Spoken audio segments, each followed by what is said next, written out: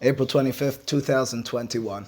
Let's learn Nefesh HaHayim Sha'ar Dalid. So a brief introduction before you understand exactly what we're reading is who wrote Nefesh HaHayim, what's the objective of the book, and in turn, why we're reading Sha'ar Dalid. Well, the author of the book, his name was Rabbi Chaim of Volozhin. These are the two books that are written either as a direct biography or an intellectual biography of him. One is written by Rabbi Eliach, not the Rabbi Eliach you know. Well, I don't know if you know that one, but not that one. His name is Rabbi Dov Eliach. Happens to be his father's name is David Eliach. So I had a friend who was on a bus with him in Israel, this Eliach, and he only knew the Eliach from Yeshiva Flapsha, said a year related. Turns out they're cousins. They're worlds apart, one from the other. This is Rabbi Dov Eliach. It's called Avi HaYeshivot. We'll explain why in a second. It's called Avi HaYeshivot with a lot of pictures of rabbis on the back and inside of it. And then this book, Torah for Torah's Sake, is written by Rabbi Dr. Norman Lamb. He was previously the president or the head of Yeshiva University for many years, and this is actually his dissertation. His PhD is in the works of Rabbi Chaim of Volozhin and his contemporaries. It's really on Sha'ar Dalid, which we're learning of Nefesh HaHayim, which we'll address in just a few moments. Who was Rabbi Chaim of Volozhin, and why is there so much written about him? He's a rabbi who is born the year that's generally given as 1749 until 1821. He's the prized and Talmid Muvhak of Gaon Mivilna. Gaon Mivilna, Rabbi Eliyahu of Vilna, is perhaps the best known from that generation, from the early 17th century. And this is his prized student, hands down. Everyone says this is his greatest of students. Rabbi Chaim of Volozhin, as this book suggests in its name, Avi HaYeshivot, he's known as the father of the yeshiva system. He founded and headed for many years Etz Chaim Yeshiva. Yeshivat Etz Chaim is the Volozhin yeshiva. That's why he's known as Rabbi Chaim of Volozhin. He wasn't born in Volozhin, but he was the head of Volozhin yeshiva. So he wrote not too much, but we have enough to understand at the very least some of his perspectives. Very little in the realm of halakha, but we have some teshubot of his. We have, this is his magnum opus. It's Nefesh HaHayim. He wrote a perush on Pirkei Avot as well called Ruach Hayim. Of course, Nefesh, Ruach, and Neshama, in the eyes of the Mekubalim, describe who we are as human beings. Nefesh being the lowest of those rungs, the most practical actions. Nefesh HaHayim is his book. It has 4 she'arim to it, 4 gates, so to speak, to it. A few years ago, I learned together with some people on Sunday mornings the first sha'ar. Then there's the second and the third, and then there's several things called pirakim, and then there's the last of the she'arim. So why am I skipping you to the last of the she'arim? Sha'ar Dalid hones in and focuses specifically on this, on Torah for Torah's sake, on what he calls Torah Lishma, on what the Chachamim refer to as Torah Lishma. So this book, which is very much Kabbalistically inspired, he'll be quoting from Zohar and from Kitvei Arizal and from the Idra and from Marhu constantly. In the last Sha'ar, he specifically focused on what's Torah Lishma. He'll tell us his objective in this first perek, which we'll read today. But best to understand the milieu, the understanding of what's going on during this time period is, this is a time period during which there's an understanding amongst people like him, traditional-minded folk, let's call it, that there's an infiltration from simple-minded, wrongful approaches to Torah. Most poignantly, from Hasidut. Hasidut is gaining steam. It's becoming more popular. In its popularization, the understanding is it's diminishing true Torah, genuine Talmud Torah and approaches to Torah. It's focusing on, well, he'll talk about devekut. Devekut, it's a mitzvah in the Torah, l'dov kabo, we're supposed to cleave to God. But you can't focus on that to the extent that you've stopped focusing on the content, on the material aspects, on the action-based side. His rabbi, Gaon Mivilna, is famous for being a staunch oppositionist of Hasidut. He opposed it much of his life. He excommunicated Baal Hatanya, the father of Chabad Hasidut, more than once. His followers were very much opposed to any new strands and approaches to Judaism that they saw in Hasidut. The interesting thing is that Nefesh HaHayim, many people believe, is an absolute ability to validate the traditional approach and dispel of Hasidut.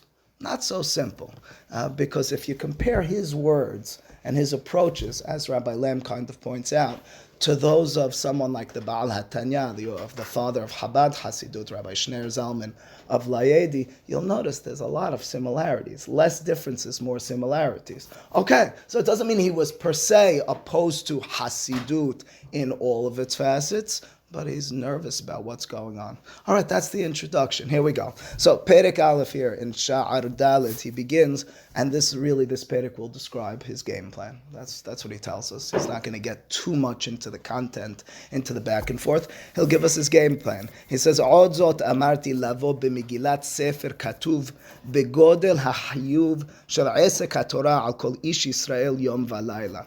Now, lest you get nervous, I know we're working people over here, and he concludes the sentence with Yom Valayla. He says the study of Torah is day and night. Don't get nervous. This can be very relevant to you, to me, and to everyone. But he begins the perek by saying, I'm now going to come b'Megillat Sefer. That's an allusion. He's going to have a lot of allusions. Megillat Sefer is an allusion to Tehillim, if I'm not mistaken, Perek Mem in Tehillim. Okay, what he's describing is I'm going to put together a composition. And what am I going to write in this? Begodel ha'chiyuv shel esek Torah, Kol Ish Yisrael, Yom V'Alayla. Rambam describes this in his Hilchot Talmud Torah. It's something we're all familiar with. Pasuk says, V'agita bo yomam v'alayla. To a large extent, we're obligated in studying Torah at all times. It's true, we have to make a living. It's true, we need to deal with our own bodily functions, our family, our children, our wives, and so forth. And as a result, Yomam V'Alayla becomes everything in between all those other matters. But fundamentally, we're in a constant pursuit of understanding Torah, of developing our understanding of Torah. What does asek mean, though? Asek? Asek. As a friend, because the Lilmod is, I assume, a little different than asek. It's an interesting thing. It's funny you'll ask that. An Ashkenazi, probably, I imagine, a knowledgeable Ashkenazi, you're a knowledgeable Sfaradi, would not ask that question, because in the morning we say, Ashek Chaim Sotav Svanu al Divrei Torah. Ashkenazim say, La'asok b'Divrei Torah. Two noshaot in the Gemara in Masechet Berachot. What does al Divrei Torah mean? It means on the words of Torah. La'asok means to toil in. Esek means working. It's the most broad, but it's the word the Chachamim use very often. They don't talk about limud Torah, they talk about esek HaTorah. As a result, that's the beracha. So toiling in Torah, though, could your actions day to day, as long as they're Torah oriented, as long as they're you're in the first sentence of the book, and you're already getting to punchlines. Certainly, and I said, don't get nervous. This is not going to mean. I think it's a very big absolutely. I gotcha. Your point last night, I was just thinking that it's we don't say the beracha throughout the day because we started it. It's always on our mind. And it's something on our mind. Ashkenazim should be having to say it every time they sit down. Yes. They're being asek Torah. Unless you re-envision the word la'asok even for them, and you envision much along the lines of Joey, that esek HaTorah means, kind of like Rashi writes at the beginning of Parashat Bechukotai, Bechukotai telech v'mitzvotai tishmeru v'astem otam. Says Rashi, what's in Bechukotai telechu? Shetiyu amelim ba'Torah. Amelut also means toiling, working. Generally speaking, the simple way of interpreting that line in Rashi is toiling in the Torah, the text that's in front of you. Some of the Mefarshim, a little less common, but it's very along your line of thought. Amelim means as I'm working, it's Torah, it's with the Torah. But when we talk about esek HaTorah in this context, la'asok b'divrei Torah, we're talking about it in the raw sense. Of actually, you're right. In the broader sense, it means working with the Torah. Here we're talking about toiling in the Torah. He says, that's what I want to talk about. Uleharchiv me'at hadibur b'lashon medaberet gedolot yekar tif'arta u'ma'alata shel HaTorah. He says, I want to broaden a bit in speech. While I talk about greatness, that's a pasuk. I think Lashon Medaberet Gedolot is another pasuk in Tehillim about the Yekar Tiferet. That's from a pasuk in Esther, right? Yekar and Tiferet is Malchut HaShverosh. They're showing it off. But again, Yekar and Tiferet in the most simple sense means the greatness, the grandeur, the majestic side. Ma'alata shel HaTorah. That's what I want to do over here. Ve'ha'adam ha'yashar ha'osek ve'hogeba בתורת חסד על לשונו, לעשות נחת רוח ליוסרו, ובוראו יתברך שמו. Now, I know this sentence seems somewhat straightforward once I translate it, but in my mind, it has a lot of yesodot packed into it already. Here's how it goes. He wants to talk about, again, the greatness of the Torah and so forth, and an individual who's yashar means straight, What's he referring to? Why is he referring to us as Yashar? It's true the rabbis refer to Avraham, Yitzhak, and Yaakov as Yesharim, so there's something special about being straight. Okay, for some reason he's already bringing our attention to Yashar, who's Osek, there's that word again, Vehogeh, Hogeh v'agita bo yomam v'layla, we know that word, we'll have to define what it means. Betorat chesed al leshono. I don't know about you, we say Eshet Hayel in my home, right? So Torat Chesed, Pasuk in Mishle. Why is he talking about Torat Chesed? It's a nice allusion, it's a nice poetry. Why is he talking about that? La'asot nahat ruach, in order to make a nahat ruach, in order to make some sort of pleasant smelling odor. Le'yosrov, HaKadosh Baruch Hu, for our Creator.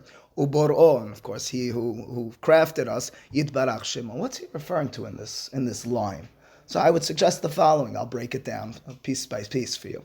First and foremost, the first Mishnah in Perik Bet of Pirkei Avot has a statement of Rabbi. Ezoi derech yeshara sheyavor lo ha'adam. Again, what's the straight way that a person should choose? Straight. Kol shehi tiferet le'oseha v'tiferet lo min ha'adam. The sentence beforehand he was talking about yekar tiferet. Tiferet, grandeur. Says Rabbi Yehuda Hanasi in the first Mishnah, the second Perek of Pirkei Avot, you're looking for the straight path. Choose a path in which you're doing both something that's positive and grand for yourself and the people around you, and le'osea for HaKadosh Baruch Hu as well. Kol shi tiferet le'osea for HaKadosh Baruch Hu v'tiferet lo min ha'adam, and people as well. Do you follow so far? So he's describing Yashar.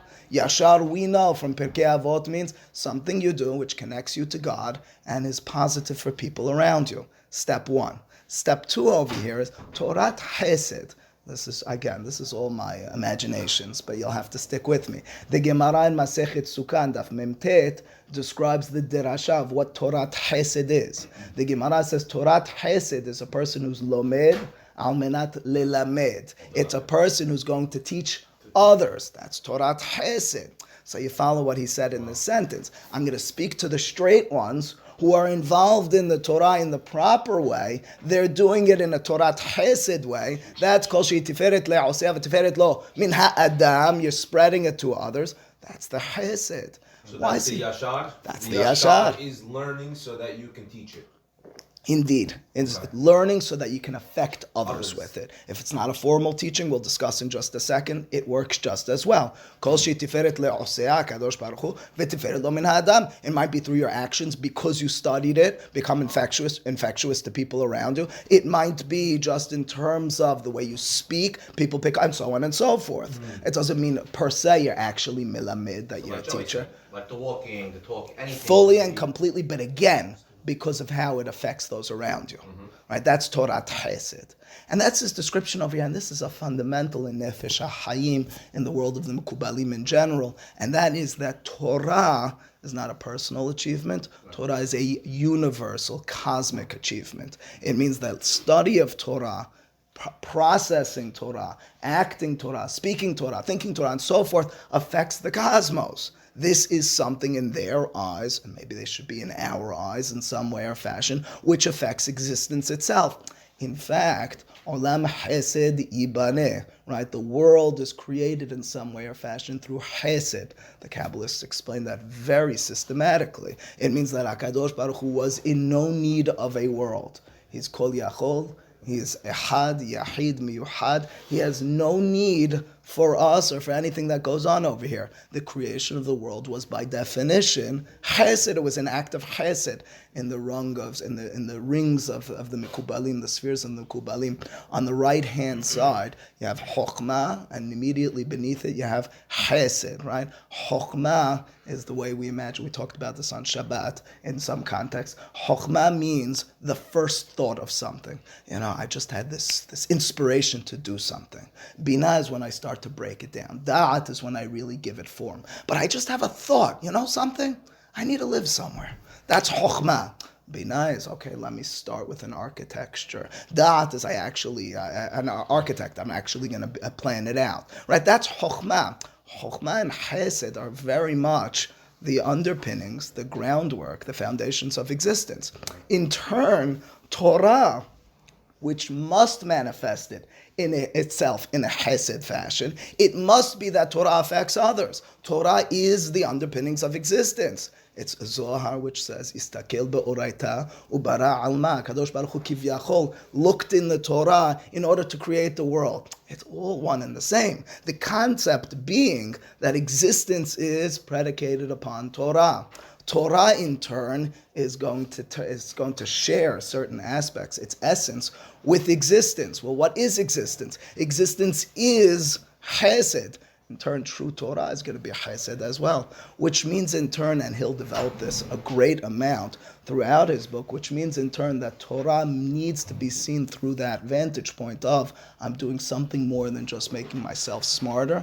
I'm doing something more than even just affecting the people around me. I'm literally changing the world. All right, that's in my mind. That's how the world was created. Because that's the way the world's created, and that's in turn the way the world's sustained. Right. In other words, if I built a building and it has a certain foundations, the foundations need to be in place. If they're not continuously upheld, the building falls down. If the world was created with chesed, it means that Torah, if we're understanding it as the underlining of the world, needs to be a continuous act of chesed. That's the vision, that's the vantage point. The learning of Torah is the chesed that keeps the world going more than changing the world. Correct. If it's done properly, keeps the world alive. That's the way he'll describe it. Is it just the learning or the Yashar way? The learning that seems like the Yashar way. Joey's going to do this every time. He's going to get angry every time we use the word learning. Yes, we're saying learning. I only made 5. I didn't realize there were so many people coming.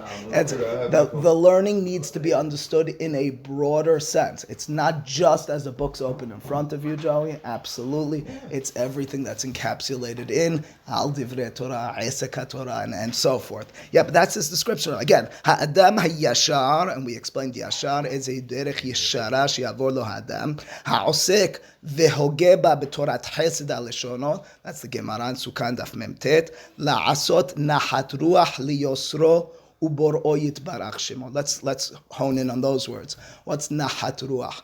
Nahat ruach, Rashi mentions in his commentary to the Torah in Shemot Perek Chavtet and elsewhere. The Torah talks about bringing korbanot, and the korban will be lereach nichoach. What's a reach nichoach? Says Rashi, nahat ruach. It's going to be a pleasant smell for HaKadosh. What does that mean? As God doesn't have nostrils, even though it says v'hara'af, He doesn't have nostrils, He doesn't have a nose. Why do we describe korbanot as a nahat ruach? And really, what are we supposed to envision with korbanot? Well, I think I'm Gan Eden, Nahat Ruach, no? Yeah, I'll accept it, but nahat ruach, your Gan Eden, is for human beings. Over here, it appears it's l'reach nichoach leHashem. So it's as if we're sending up a sweet scent to Him. What does that mean? First and foremost, what's the imagery? That's an important imagery. The imagery is when you're makriva korban, when you bring ketoret, what's happening is there's smoke which is ascending. That smoke, I love smoke for this reason. Call me crazy if you must. Smoke is the connection that we have from lower world to upper world. That's it. Think about it for a second. I mean, how do you envision bringing something from our world up to the heavens? It's what comes from the fire. And we'll talk about that as we go along. So it means smoke is our connectedness. That's what korbanot are they not? Korbanot means taking something physical from this world and sending it up. So already the imagery is there. What's with the smell? What's with the odor? So we've developed this on a Friday night at one point. Smell and odor, and it's perhaps most poignantly felt during this time period when people lose it during COVID, is oftentimes, if not always, associated with self. Smell, think for a second about Chet Eitz Hadat. This is the way Shem Mishimuel or Bnei Yissaschar, I forgot, one of the Sifrei Hasidut explains it. It says, look at Gan Eden and what took place over there with Eitz Hadat. There was a sin. All of the 5 senses except for one were used. There was listening to the nahash, there was touching the tree, there was tasting the fruit, and there was seeing the fruit. The only one that's not used is smell, because smell is not the external side of us. Smell is the part that's truly us.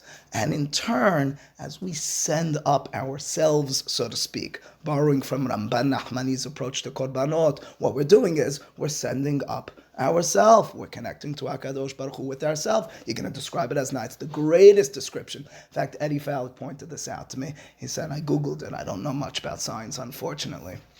much to what others say. I don't know much anything about science, but what he pointed out to me is that when it comes to all the senses aside for smell, there's generally speaking nerves through which it comes in. In other words, it's less direct. It has to go through one nerve to another nerve and so forth. Sight is one stage after another stage after another stage until it actually processes in the brain. Of course, it happens very quickly. Smell is very direct, which makes sense. Wow. Smell is who I am. The exciting part for me, I know all the midrashim and all the derashot from Pesukim, is there was this, firstly, the science was exciting. Secondly, before the science, I read an article in the New York Times, but the article in the New York Times described how people who got COVID said that they were surprised. They thought the taste would be the worst part for them. It was the smell. They said, I feel like I lost myself. I lost a part of myself. I was able to understand that 2 years ago, 3 years ago, maybe at this point, I lost my sense of smell and taste for 2 years.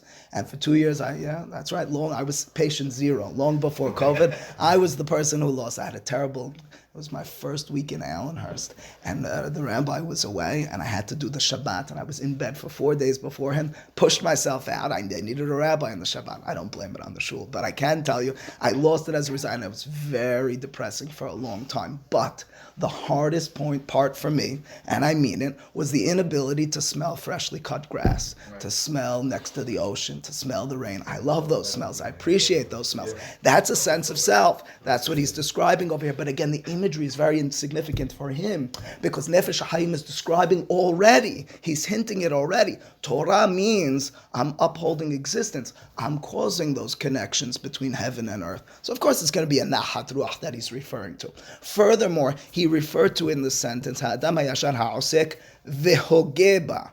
It's not just osek, it's hogeba. We mentioned this in a Gemara class maybe 3-4 weeks ago. What's v'hagita bo yomam v'alayla? What does it mean to be hoge in Torah? Generally speaking, we assume it means to think. The interesting thing is, the Shulchan Aruch in Siman Mem Zayin writes that thinking meharher b'divrei Torah, you don't make a beracha of al divrei Torah, v'asher b'harban, v'ha'anevna. You don't make the Birkot HaTorah. Why not? Says Gaon Mivilna, the rabbi of Nefesh HaHayim. So Pasuk says, V'hagita b'yomam v'layla. V'hagita we generally translate as thought of Torah. You're going to make the Birkot HaTorah on that. Okay, so you have to resolve Shulchan Aruch in some way. There are several approaches. For me, always the alluring approach, which is my own, but I'll tell you where I borrow it from, comes from a book from Nachum Sarna. Nachum Sarna wrote a Perush on Tehillim. And in it, he just points out very simply, first and foremost, he points out that historically, much like some of the schools I think do today, they chanted Torah. Torah was always chanted. That was the thing.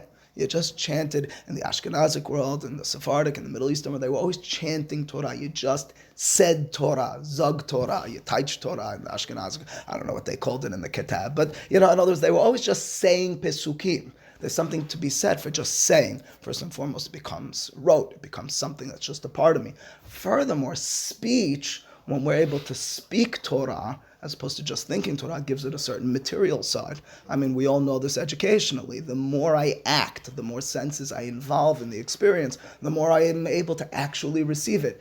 The Hagita, if you look at the Pasuk in Yehoshua, Perek Aleph, Pasuk Het, it goes like this. We know the Pasuk. Lo yamush sefer HaTorah hazeh mi picha ve'hagita bo yomam v'layla. Says Professor Sarna. He says it appears as if the Hagita is mistranslated as thought. It's maybe speech. Now this all makes sense in context of Nefesh HaHayim as well. He's describing for us not just esoteric thought, he's describing us for something that's upholding the world. You need to bring it into existence. You need to bring those foundations out. Anyway, okay, he continues. So go ahead. The Nachat Ruach, is that for Hashem? It's Hashem's Nachat Ruach that he's enjoying, or is it it's what we're giving to Hashem to enjoy? It's a twofold thing he's describing over here. He says, we do Torah Chesed, which infects others, and in turn it's a Nachat Ruach for HaKadosh Baruch Hu. And that's called Shehi Tiferet LeOsea, V'Tiferet Lo Min HaAdam. Right? Osea meaning HaKadosh Baruch Hu, Adam meaning human beings. That's the way the world's going to work. That's the way Torah is going to work. Yeah, but it's a reference. V'ish da'at, and a person who's a man of da'at, will have opportunity to talk about da'at, Joe, I know. Ha'me'ametz koach, who gives his strength and his energy. L'somcha u'l'sa'ada u'l'hahazik b'dakeha אחריה שזה ימים רבים לישראל, שהושפע לעסק התורה הקדושה בכל דור ודור. And I'm going to describe to you how you can and should be an ish da'at who gives his strength and his power and his energy. Lissomcha, lismoch means to lean, means to give support. Ulasa'ada is another word for support. Ulahazik b'dakeh, I think it's a pasuk in Melachim. It literally means to fill in the cracks, meaning to fix. So what he's describing is through study of Torah, you're going to fix something. You're going to support something. What's he referring to? Existence. That's what he's doing again. He's telling you, studying Torah appropriately, with the right vantage point, with the right approach to it. Not only study, practicing. Living Torah gives a source of life to existence. It's a very anti-rational approach. And someone who thinks very strictly rationally can't accept such a thing. Torah upholds the existence. Tell me it's some sort of analogy. It is an analogy, but it's describing existence. But is it far-fetched? I see it as looking... I didn't say it's far-fetched. No, I said it's not rational. I see it as pretty rational, but... I'll accept, but you'll have to defend yourself. I accept it as nefesh ha'chayim. I accept it as truth. It's hard to rationalize it. I mean, he will go to the following extent, and tell me if you'll rationalize it. In Perek Yod Aleph of Sha'ar Dalet, he'll say the following famous line: if there's a single second, a single moment in this world in which there's no study of Torah, what will happen? Utter destruction and end. And as a result, in his yeshiva, they had around-the-clock study of Torah. It's a famous thing they had in Volozhin Yeshiva for this reason. Today, it's a little bit easier. We have centers of Torah all over the place. We don't need one place that does it all. That you're able to rationalize, I can accept it, certainly. Rationalize, but that's what I'm saying. But that's the same point. I'm saying it's in a physical sense. He'll tell you. You're saying it maybe in a metaphysical sense. He's telling you physically, you can't have existence if you don't have Torah. That's l'sa'ada, l'somcha, l'hazik b'dakeh. You want to help existence of the world, you need Torah Chesed. You need a world built on Chesed, and in turn, you need the continued sustenance through Chesed of Torah. So it so much becomes real that the physical world can cease to exist by one... Indeed. For Kabbalists, and this is a theme that comes up throughout Nefesh HaChaim, you can't divide, something similar to what we talked about in Kodesh HaChol on Shabbat, you can't divide between physical and spiritual. Now, you of course could, but you shouldn't. Right. In other words, for example, to ask the... That's right, but they are so much a part of each other that as much as we try to divide them, as much as Harambam does divide them, it's about perfecting the intellect. The Kabbalists say, oh really? So this is all a stumbling block? It's all here just to overcome? Or is there something to transcend within it? To take your body and turn it into a vehicle of ruhaniyut. So as a result, yes, it makes a lot of sense that within this system... That's even the biggest proof to that, though, is that the spiritual is combined with the physical, and it's always working on bringing the spiritual... You know what the counterclaim is? I'm just playing the devil's advocate. Devil's advocate is what happens after death. There's decomposition of the body, but neshama continues. It means that there's a continued spiritual existence. Of course, the Kabbalists deal with that. They talk about something the Gemara mentioned called hibut hakeber, which means there's something physical going on afterwards. And then in their vision of the greatest time, it's tahiyat hametim, when we come back in a physical sense as well. All right, we'll stop over here. Baruch Adonai le'olam. Amen. Amen.